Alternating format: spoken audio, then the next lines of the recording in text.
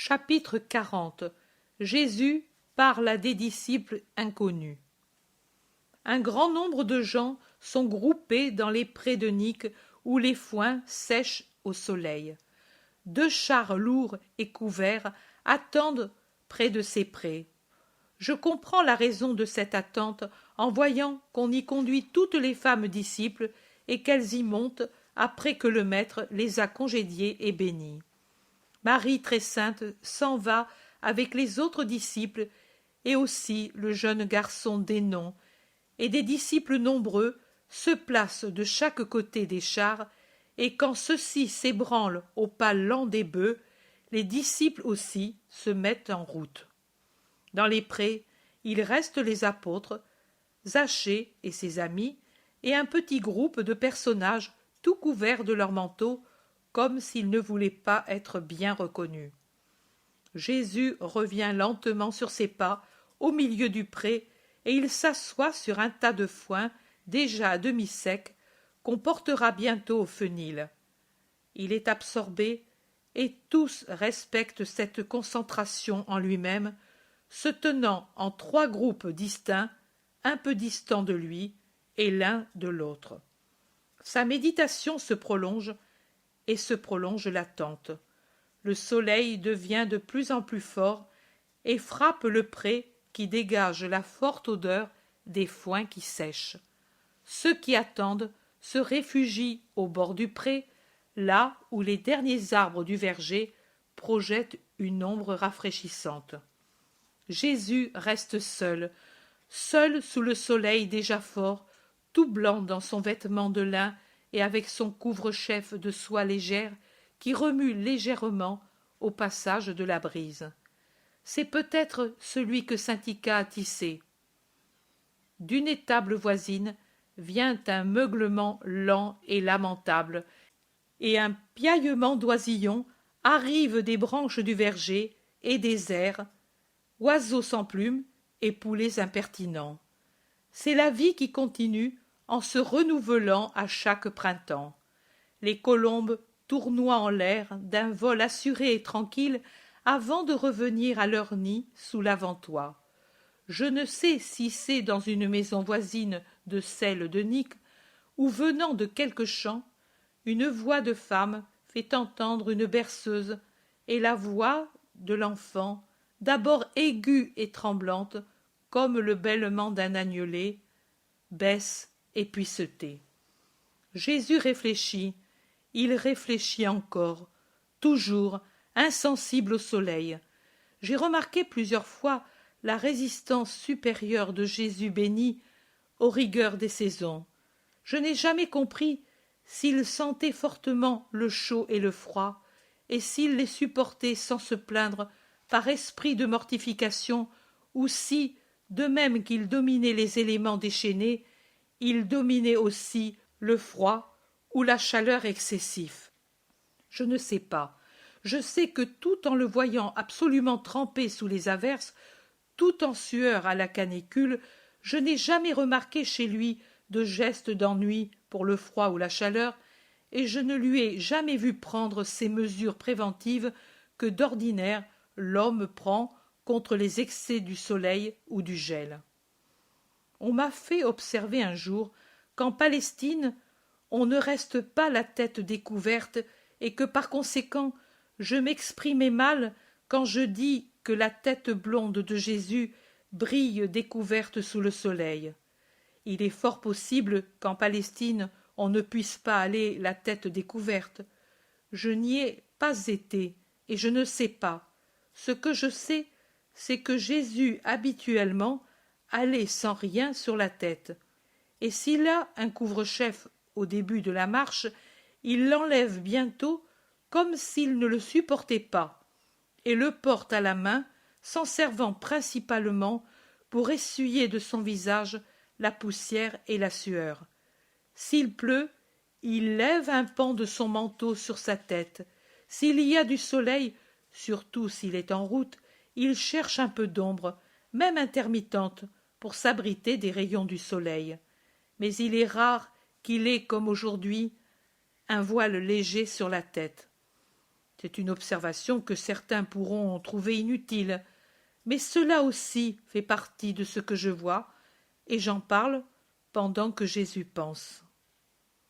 Mais cela va lui faire mal de rester là si longtemps, s'écrie quelqu'un qui n'appartient pas au groupe apostolique ni à celui de Zachée. Allons le dire à ses disciples, et puis je voudrais ne pas trop m'attarder, répond un autre. Eh oui, les monts Adomine sont peu sûrs la nuit. Ils vont près des apôtres et parlent avec eux. L'Iscariote dit: C'est bien, je vais aller leur dire que vous voulez vous en aller. Non, ce n'est pas cela. Nous voudrions être au moins à Ansémès avant le soir. Judas s'en va en souriant ironiquement. Il se penche sur le maître et lui dit: Ils disent que c'est parce que le soleil peut te faire du mal, mais ce qui est vrai, c'est que cela peut leur faire du mal qu'on les voit trop. Mais les Juifs veulent être congédiés. Je viens, je pensais. Ils ont raison. Et Jésus se lève. Tous sauf moi, bougonne l'Iscariote. Jésus le regarde et se tait. Ils vont ensemble vers ces hommes que Judas a appelés Juifs.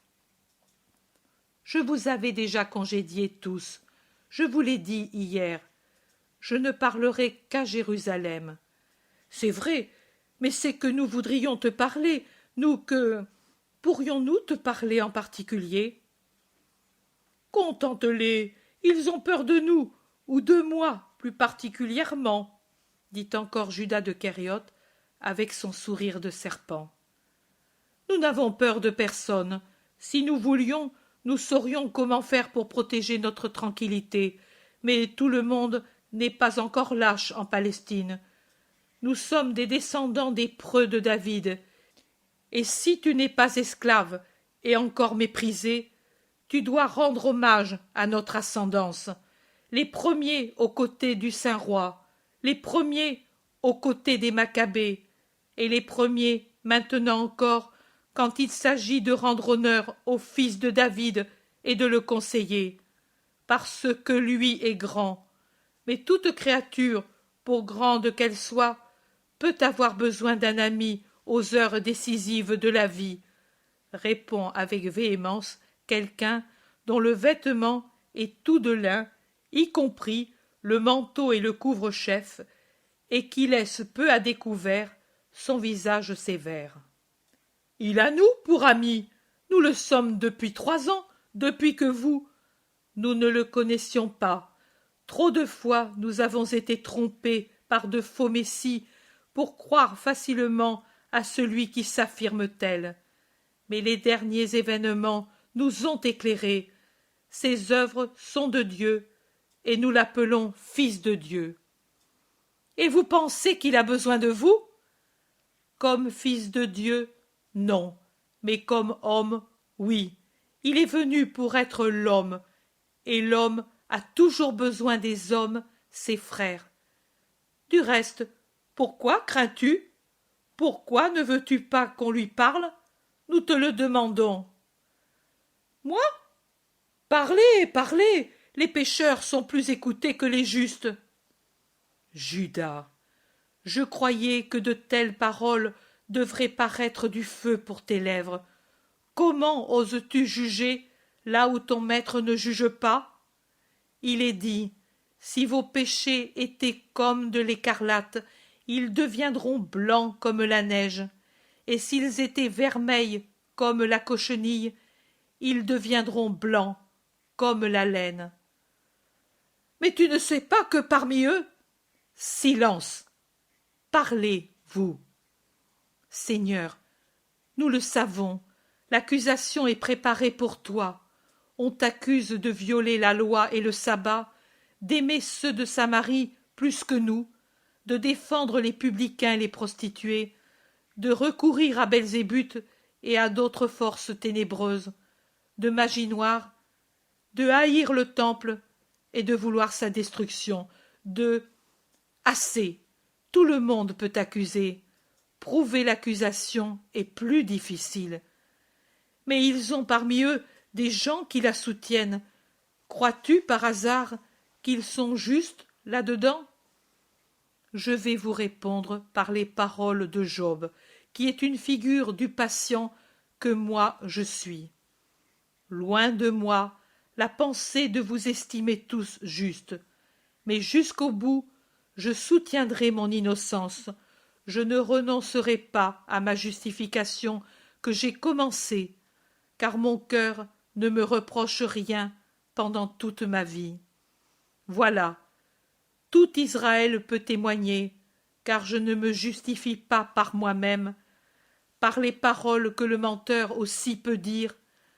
Tout Israël peut témoigner que j'ai toujours enseigné le respect de la loi, et même davantage, que j'ai perfectionné l'obéissance à la loi, et que je n'ai pas violé les sabbats.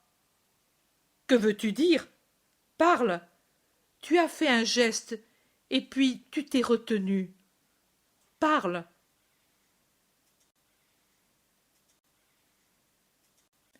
Quelqu'un du petit groupe mystérieux dit: Seigneur, à la dernière séance du Sanhédrin, on a lu une dénonciation contre toi.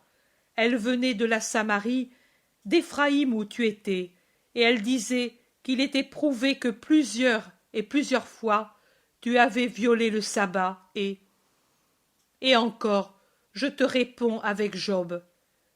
Et quel est l'espoir de l'hypocrite s'il s'approprie par avarice, et que Dieu ne délivre pas son âme? Ce malheureux qui se donne un visage, et sous cette apparence a un cœur différent, et qui veut commettre la grande rapine parce qu'il ne désire pas mon bien, marche déjà sur la route de l'enfer, et il lui sera inutile d'avoir de l'argent et d'espérer des honneurs, et de rêver de s'élever là où moi je n'ai pas voulu pour ne pas trahir le décret saint. Mais allons-nous peut-être nous occuper de lui, sinon pour prier pour lui? Le Sanhédrin pourtant t'a ridiculisé en disant: voilà l'amour des Samaritains pour lui, ils l'accusent pour gagner nos bonnes grâces. Et êtes-vous sûr que ce soit une main samaritaine qui ait écrit ces mots? Non, mais la Samarie, en ces jours, a été dure pour toi. Parce que les envoyés du Sanhédrin l'ont bouleversé et excité par de faux conseils, pour susciter des espérances folles que moi j'ai dû briser. Du reste, il est dit d'Éphraïm et de Juda, et peut se dire de tout endroit, car changeant est le cœur de l'homme qui oublie les bienfaits et s'incline devant les menaces, votre bonté est comme la nuée du matin, comme la rosée qui s'évapore au matin. Mais ceci ne prouve pas que ce soit eux, les Samaritains, qui sont les accusateurs de l'innocent. Un amour faussé les a lancés férocement contre moi, mais c'est un amour qui délire. Quelle autre preuve prouve l'accusation de préférence pour les Samaritains? On t'accuse de toujours dire, tant tu les aimes, écoute Israël, au lieu de dire écoute Juda, et que tu ne peux reprocher à Juda. Jésus l'interrompt. En vérité, la sagesse des rabbis s'égare-t-elle ici? Et ne suis-je pas le germe de justice sorti de David, à cause duquel, comme dit Jérémie, Juda sera sauvé? Alors le prophète prévoit que Juda, surtout Juda, aura besoin de salut. Et ce germe, dit toujours le prophète, sera appelé le Seigneur, notre juste, parce que, dit le Seigneur, il ne manquera jamais à David un descendant assis sur le trône de la maison d'Israël. Et quoi? Le prophète s'est-il trompé? Était-il ivre, peut-être? De quoi? De pénitence, et pas d'autre chose. Car pour m'accuser, personne ne pourra soutenir que Jérémie ait été un noceur. Et lui dit pourtant que le germe de David sauvera Juda et s'assoira sur le trône d'Israël. On dirait donc que, à cause de ces lumières, le prophète voit que plutôt que Juda, ce sera Israël qui sera élu, que le roi ira vers Israël, et que ce sera déjà une grâce si Juda a uniquement le salut. Le royaume sera donc appelé royaume d'Israël? Non, ce sera le royaume du Christ, de celui qui réunit les parties séparées et reconstruit dans le Seigneur, après avoir, selon l'autre prophète, en un mois, que dis-je, en un mois, en moins d'un jour, jugé et condamné les 3 faux pasteurs et leur avoir fermé mon âme parce que la leur était restée fermée à moi, et, en me désirant en figure, ils n'ont pas su m'aimer en nature. Or donc, celui qui m'envoie et m'a donné les 2 verges brisera l'une et l'autre pour que la grâce soit perdue pour ceux qui sont cruels, pour que le fléau vienne non plus du ciel, mais du monde. Et rien n'est plus dur que les fléaux que les hommes donnent aux hommes. Il en sera ainsi. Oh, ainsi, je serai frappé, et les brebis seront dispersées pour les 2 tiers. Un tiers seul, toujours un seul tiers, se sauveront et persévéreront jusqu'à la fin. Et ce tiers passera par le feu par lequel je passe le premier, et sera purifié et éprouvé comme l'argent et l'or. Et c'est à lui qu'il sera dit: Tu es mon peuple. Et lui me dira: Tu es mon Seigneur. Et il y aura quelqu'un qui aura pesé les 30 deniers, prix de l'œuvre horrible, salaire infâme. Et là, d'où ils sortiront, ils ne pourront plus rentrer, parce que les pierres crieront d'horreur en voyant cet argent, souillé par le sang de l'innocent et par la sueur de celui qui sera poursuivi par le désespoir le plus atroce. Et ils serviront, comme il est dit, à acheter aux esclaves de Babylone le champ pour les étrangers. Oh, le champ pour les étrangers! Savez-vous qui ils sont, ceux de Juda et d'Israël, ceux qui bientôt et pour des siècles n'auront plus de patrie? Et la terre même de ce qui fut leur sol ne voudra pas les accueillir, elle les vomira d'elle-même, même une fois morts, parce qu'ils ont voulu rejeter la vie. Horreur infinie, infinie, infinie. Jésus se tait, comme accablé, la tête inclinée. Puis il la lève et son regard fait un tour. Il voit ceux qui sont présents, les apôtres, les disciples occultes, Zachée avec les siens. Il soupire comme s'il se réveillait d'un cauchemar. Il dit: Quoi d'autre disiez-vous? Ah, que l'on m'accuse d'aimer les publicains et les prostituées. C'est vrai, ce sont des malades, des mourants. Moi, vie, je me donne à eux comme vie. Venez les racheter de mon troupeau, ordonne-t-il à Zachée et aux siens. Venez et écoutez mon commandement. J'ai dit à beaucoup, et ils étaient plus blancs que vous: ne venez pas à Jérusalem. À vous je dis: venez. Cela pourra paraître une injustice. Et ce l'est en effet, interrompt l'Iscariote. Jésus est comme s'il n'entendait pas. Il continue de parler à Zachée et à ses compagnons. Mais je vous dis: venez, précisément parce que vous êtes des arbres qui ont plus besoin que d'autres de la rosée, pour que votre bonne volonté soit aidée par le puissant, et que désormais vous grandissiez librement dans la grâce. Sur les autres choses, le ciel lui-même répondra par des signes qu'on ne saurait confondre.